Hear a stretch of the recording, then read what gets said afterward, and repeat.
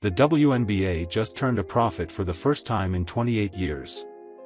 First time ever. And the players' own union, trying to win the PR war in the middle of CBA negotiations, went to ESPN and accidentally proved that every single dollar of it traces back to one player. And it is not who the veterans want it to be. Don't take our word for it. Listen to what just came out. So now we're finding out, and by the way, the players got a big ass chunk out of their players' union licensing agreement too. Between revenue sharing and licensing money, WNBA players are splitting $17.25 million. $17 million. From a league that told the public they were broke. From players who threatened to strike because they said they could not afford to live. The receipts just came out. And they came from the union's own filing cabinet. If this channel gets to the truth before the mainstream media cleans it up, hit like and subscribe right now. We bring receipts, and here is what makes this even more damning. There is one stat buried in the union's own licensing report, a before and after number, that proves exactly who generated this money. It is not even close to debatable. That number drops in 60 seconds. Here it is. The union's own numbers. In 2024, the year before Caitlin Clark's full impact hit the ledger, WNBA group licensing revenue sat at $2.5 million. In 2025, 1 year of Clark, it exploded past $10 million. 400%. Jersey sales. Trading cards. Video games. Merchandise. All of it, a 400% increase the exact moment one player walked through the door. And this is not a coincidence that requires spin or interpretation.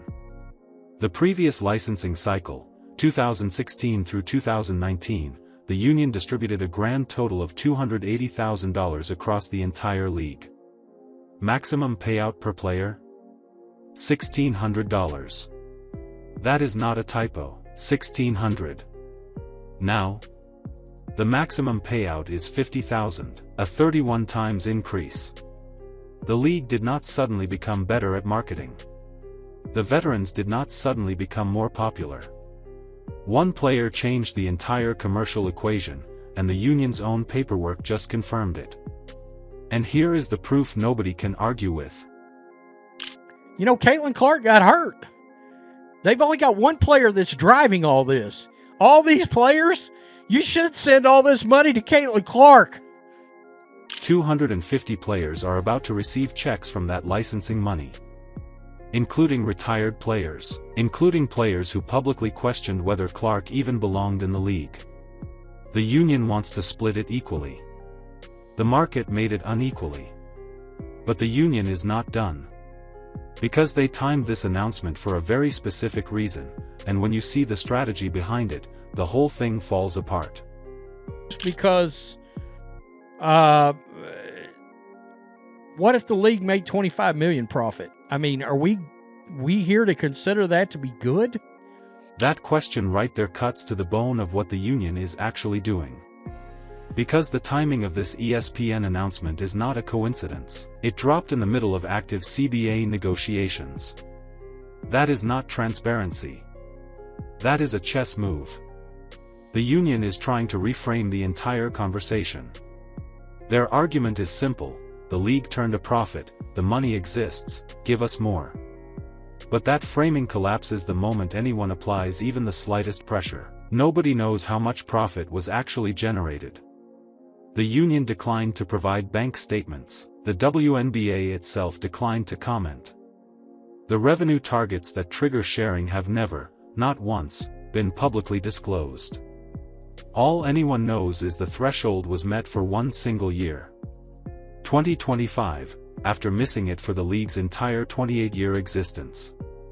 And even if the profit was 20 or 30 million, divide that across 13 teams.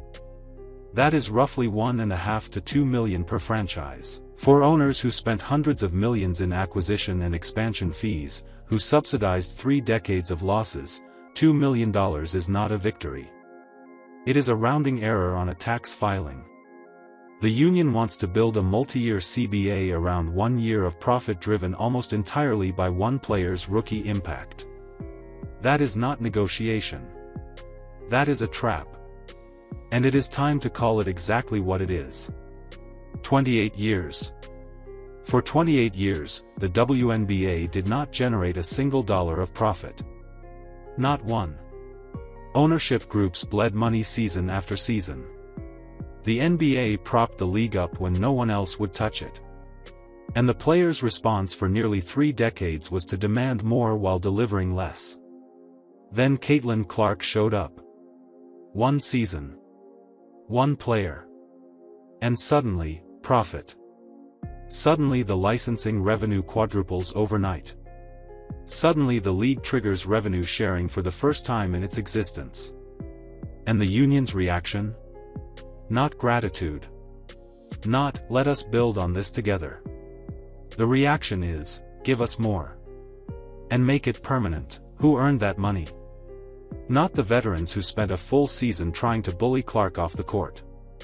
Not the union leadership who labeled her fans a problem.